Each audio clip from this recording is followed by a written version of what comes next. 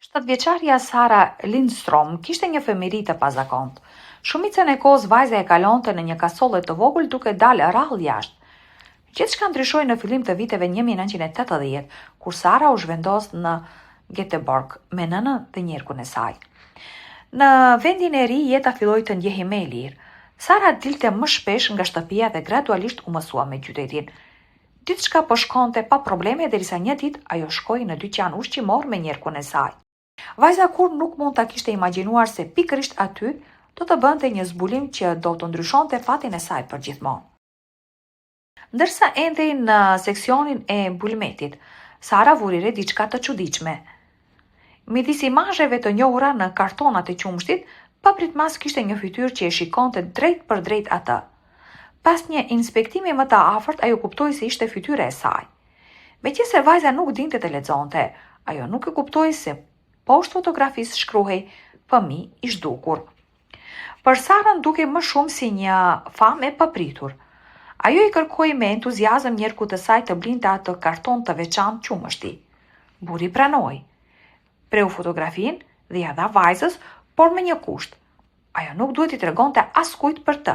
Siç e dim, fëmijët e rrallë mbajnë sekrete. Sara u përpoq ta mbante premtimin e saj, por ajo ende e mbante fotografinë e prerë me vete.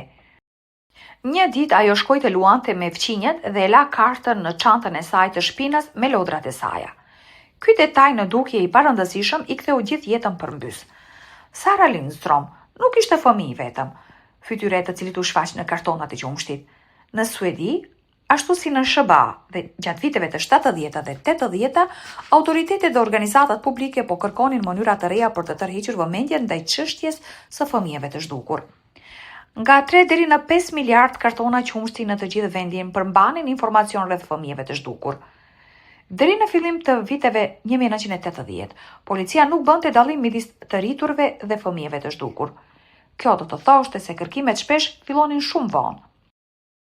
Në shumë raste, prindërit që nuk kishin prova të rrëmbimit, të tilla si kërkesat për shantazh ose shpërblim, duhet të prisnin deri në 72 orë para se policia të fillonte të vepronte.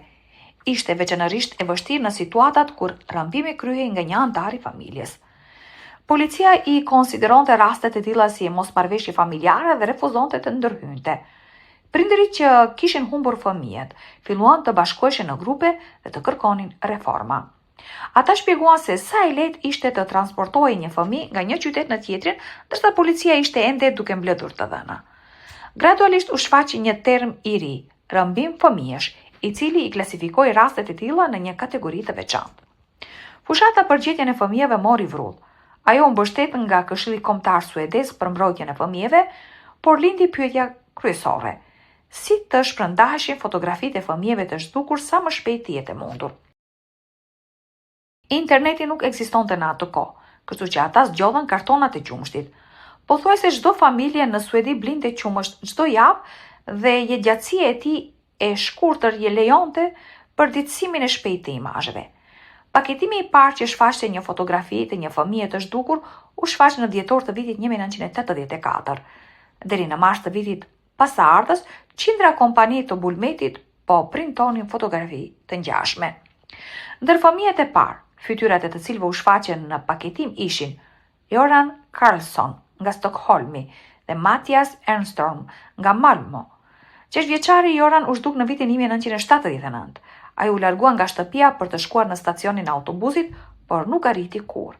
Ai u kërkua nga qindra oficer, policie dhe vullnetar, dhe fotografitë e djalit u postuan në të gjithë qytetin, madje u ngrit një billboard i madh në qendër të Stockholmit. Por të gjitha përpjekjet rezultuan të kota. Në vitin 1982 u zhduk Mattias Ernström. 12 vjeçari po shpërndante gazeta dhe u zhduk gjatë punës. Babai i tij gjeti një karrocë me gazeta të pashpërndara vetëm disa bloqe larg shtëpisë. Policia refuzoi të shpallte fëmijën të zhdukur për 3 ditë dhe më pas nëna e Mattias themeloi një fondacion me emrin e tij. Fal përpjekjeve të saj, Suedia miratoi një ligj në vitin 1984 i njohur si ligji Mattias Ernström, i cili i lejoi policisë të fillonte hetimet menjëherë. Fatkeqësisht, as Göran dhe as Mattias nuk u kthyen kurrë në shtëpi. I tillë ishte fati shumicës së fëmijëve, fotografit e të cilëve u printuan në kartonat e qumshtit. Vlerësohet se nga rreth 200 fëmijë, vetëm 2 u gjetën, dhe një nga këta me fat ishte një vajzë nga Göteborgu, Sara Lindstrom. Kur një fëmijë zbuloi një fotografi në çantën e shpinës së vajzës, ajo më njëherë kontaktoi policin. Shumë shpejt njerëku i saj u arrestua me akuzën e rëmbimit. Rezulton se gjithë jeta e Sarës deri në atë pikë ishte ndërtuar mbi gënjeshtra. Kur ishte vetëm 3 vjeçe, ajo u mor ilegalisht nga babai i saj biologjik. Nëna dhe njerëku u zhvendosën në një qytet tjetër, ku ajo jetonte pothuajse në izolim të plotë. Por gjithçka ndryshoi me një udhëtim të vetëm në dyqan. Babai i saj nuk hoqi dorë dhe këmbë nguli që fotografia e vajzës së tij të vendosej në kartonat e qumshtit. Si rezultat, ishte vetë Sara që njohu veten në kutinë e kartonit dhe kjo u bë çelësi shpëtimit të saj. Në vitin 1990 në Suedi u botua një roman me titull Fytyra në kartonin e qumshtit, frymëzuar nga kjo histori, dhe në vitin 1995 libri u përshtat në një film.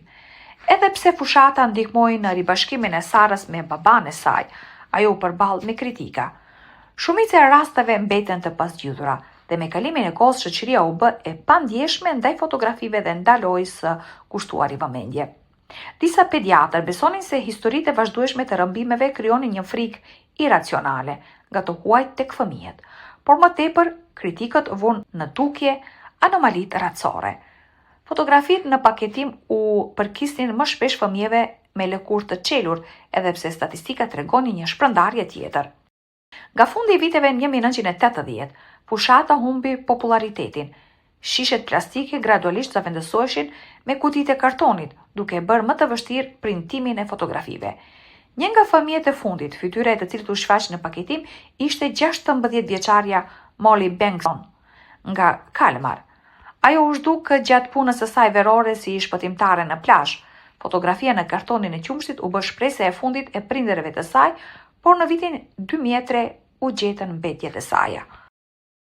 Pavarësisht kritikave, ishte një fushat që hapi rrugën për reforma. Më vonë një sistem alarmi i shpejt u krijua në Suedi dhe në vitin 1996 u zbatua ekuivalenti suedez i Amber Alert, sistemi parlarm. Tani, informacioni rreth fëmijëve të zhdukur shpërndahet me njëherë përmes SMS, internetit dhe tabelave të reklamave në rrugë. Sot në Suedi, imazhet e fëmijëve në kartonat e qumshtit ende kujtohen. Mira fytyra që dikur shikonin nga frigoriferët dhe tryezat e ngrënjes janë bërë simbole të luftës për sigurinë e fëmijëve. Sara Lindstrom ishte pabesueshmërisht me fat. Një fotografi e vogël në një karton qumshti e shpëtoi atë, por shumë fëmijë të tjerë nuk ishin aq me fat. Historia e Sarës është një dëshmi e fuqisë së vazhdueshme të prindërve të vendosur dhe nevojës për zgjidhje kreative në rastet e humbjes së fëmijëve. Megjithëse fushata pati të meta dhe mbeti kryesisht simbolike, ajo ndryshoi politikën e policisë suedeze për mënyrën e trajtimit të rasteve të fëmijëve të zhdukur. Tani ju pyesim juve, a mendoni se fushatat e ngjashme, siç është përdorimi i tabelave të shfaqjes apo mediave sociale, sot janë ende efektive, apo shoqëria është të bërë aq e mbushur me informacion saqë e ka humbur ndjeshmërinë? Ju lutemi, ndajeni mendimet tuaja në komente.